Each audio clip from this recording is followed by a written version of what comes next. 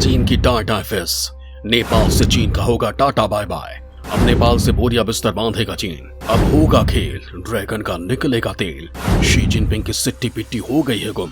पाक के अब्बा चीन का नेपाल में विरोध शुरू हो गया है। अब अब्बाजान शिनजियांग को समझा भी नहीं पा रहे हैं कि वो क्या करें, कैसे अपने झूठ के मकर जाल में लोगों को फंसाएं, कैसे दगा देकर अपनी विस्तारवादी नीति को अमली जामा पहनाएं, क्योंकि अब उसके चेहरे से नकाब उतर चुका है। नेपाल की जनता चतुर चीन की चालबाजी समझ चुकी है और उसे देश से टाटा बाय बाय कहने के लिए कह रही है, लेकिन चालबाज चीन कहां मानने वाला है। नेपाल की भोली भाली जनता को बरगलाने में लग गया है। उसे बता रहा है कि वो उसका हितैषी है। जो रिपोर्ट उसके चेहरे से नकाब उतार रही है वो झूठी है। आखिर नेपाल में चीन का विरोध क्यों हो रहा है? क्यों नेपाल की जनता चीन के खिलाफ सड़क पर उतर आई है? किस रिपोर्ट को चीन झूठा बता रहा है? दोस्तों, ये सब मैं बताऊंगा, लेकिन उससे पहले आपको बता दूं कि चालबाज चीन की विस्तारवादी नीति नेपाल की सीमा में बना रहा इमारत। चीन अपनी विस्तारवादी नीति पर कायम है। ड्रैगन के इस रवैये का नेपाल में जमकर विरोध हो रहा है। प्रदर्शनकारियों ने चीन हमारी जमीन लौटाओ और गो बैक चाइना के नारे लगाए हैं। दरअसल नेपाल का दावा है कि चीन ने हुमला जिले में अवैध कब्जा जमा लिया है। प्रदर्शनकारियों ने चीन पर नेपाल के आंतरिक मामलों में दखल देने का आरोप भी लगाया है। इस विवाद की शुरुआत पिछले साल हुई जब लोकल विलेज काउंसिल के प्रेसिडेंट विष्णु बहादुर लामा ने इस इलाके का दौरा किया था। उन्होंने चीनी सेना की बनाई हुई इमारतों को देखा। जैसा कि चालबाज चीन की फितरत है, वो हमेशा दूसरों की सीमा में घुसना चाहता है, उनकी जमीन को कब्जा करना चाहता है, उसकी सरजमीन पर अपना झंडा फहराना चाहता है। नेपाल में भी ठीक उसने यही काम किया। नेपाल में जो इमारत चीन बना रहा है वो नेपाल सीमा से 2 किलोमीटर अंदर आकर बनी थी। चीन की चालबाजी का खुलासा होने के बाद हुमला के मुख्य जिला अधिकारी दाल बहादुर हमाल ने भी इस मामले की जांच कराई। जांच में चीनी कब्जे की बात सही साबित हुई। मामले की जांच के लिए पूर्व प्रधानमंत्री ने भी 19 सदस्यीय टीम बनाई थी। टीम में शामिल लोकल नेताओं और पत्रकारों ने कब्जे वाले इलाके का दौरा किया। ये दौरा 11 दिनों तक चला। टीम ने देखा कि चीन ने नेपाल के अंदर इमारती ढांचे का निर्माण किया है। बॉर्डर के पिलर संख्या 11 और 12 को भी बदल दिया गया है। इस कारण से नेपाल के लोग अपने इलाके में ही नहीं जा पा रहे हैं। रिपोर्ट के मुताबिक चीन ने नेपाल के हुमला में 12 से 15 इमारतों का निर्माण किया है। स्थानीय लोग कब्जे को हटाने और मामले की जांच की मांग कर रहे हैं, लिहाजा चीन स्थानीय लोगों को वहां जाने से रोक रहा है। केपी शर्मा ओली के नेतृत्व वाली नेपाल की पिछली सरकार ने चीन के कब्जे वाली बात को खारिज कर दिया था। उन्होंने कहा था कि काठमांडू और बीजिंग के बीच कोई सीमा विवाद नहीं है।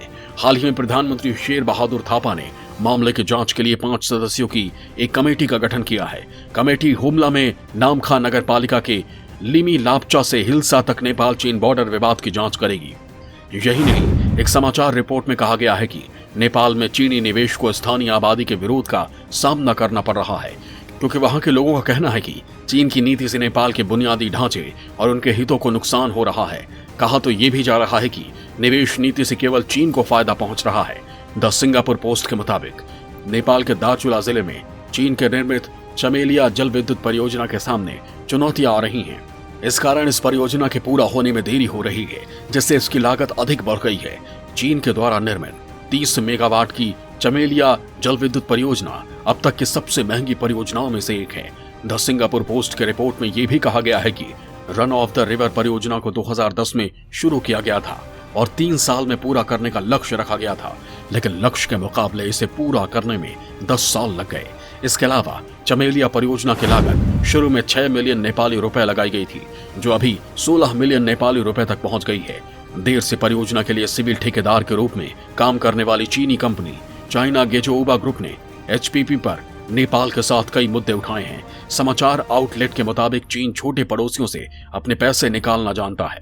2014 में सीजीजीसी ने लगभग 18 महीने के लिए काम रोक दिया और नेपाल विद्युत प्राधिकरण से अतिरिक्त एनआर 1.1 बिलियन की मांग की।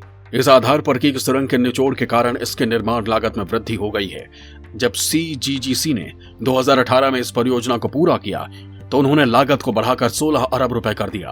प्रति मेगावाट लागत के मामले में भी चमेलिया एचपीपी बहुत महंगा है। सिंगापुर पोस्ट ने बताया कि निजी क्षेत्र की कंपनियां एनआर 180 मिलियन प्रति मेगावाट की लागत से एचपीपी को विकसित कर रही है, जबकि सीजीजीसी ने चमेलिया के लिए 3 गुना अधिक यानी एनआर 540 मिलियन प्रति मेगावाट की मांग की है। ड्रैगन की इसी हरकतों के कारण लोग सड़कों पर उतर गए हैं। चीन के खिलाफ फूटा गुस्सा, सड़कों पर उतरे लोग। चाचा शी जिनपिंग की नेपाल में बढ़ती दखलंदाजी से नाराज लोग अब सड़कों पर उतर गए हैं और जगह जगह चीनी राजदूत हौ याका की तस्वीरें जलाई।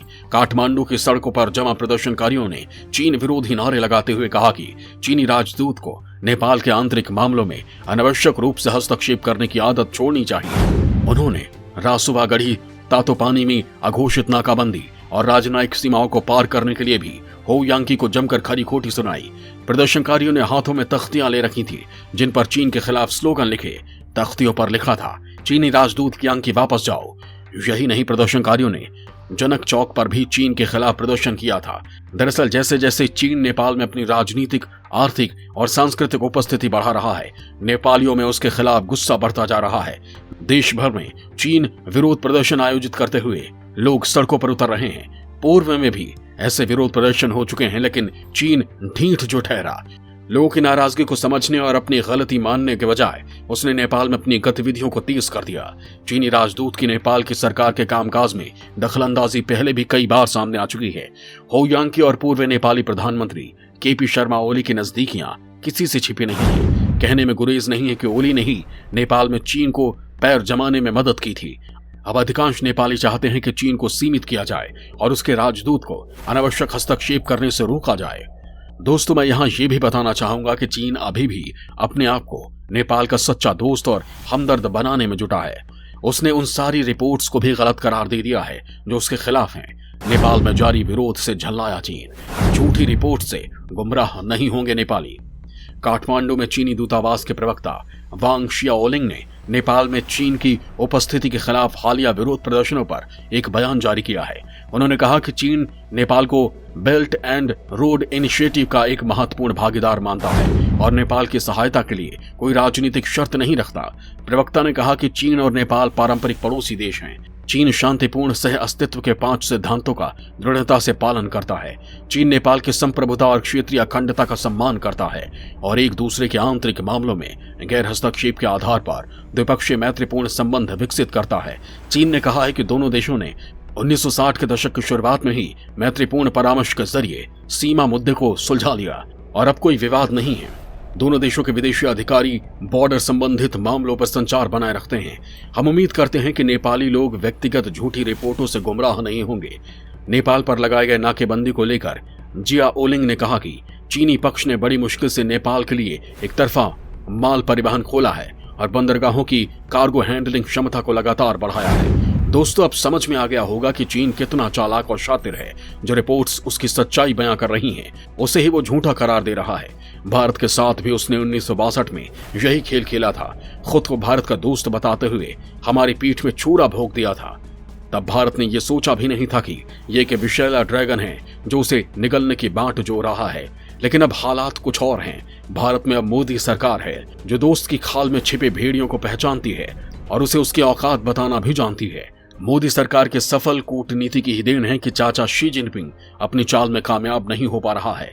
हालांकि फितरत के मुताबिक वो इसकी कोशिश कई बार कर चुके हैं, लेकिन मोदी सरकार हर बार उनकी चाल को विफल कर उन्हें मुंहतोड़ जवाब दे रही है, फिर चाहे LAC का ही मामला क्यों न हो। भारत ने बता दिया है कि गुरु हम तुम्हारे बाप हैं, तुम सिर्फ पाक के अब्बा जान हो सकते हो, हमारे तो चेले ही रहोगे।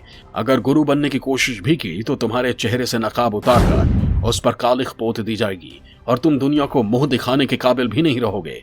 चाचा शी जिनपिंग, ये समझ लो, ये मोदी का हिंदुस्तान है जिसकी तरफ आंख उठाकर देखने पर आंखें निकाल ली जाती हैं और हाथ बढ़ाने पर हाथ काट दिए जाते हैं। और गलती से भी सीमा पार कर ली तो फिर वापस जाने के लिए जिंदा ही नहीं बचोगे।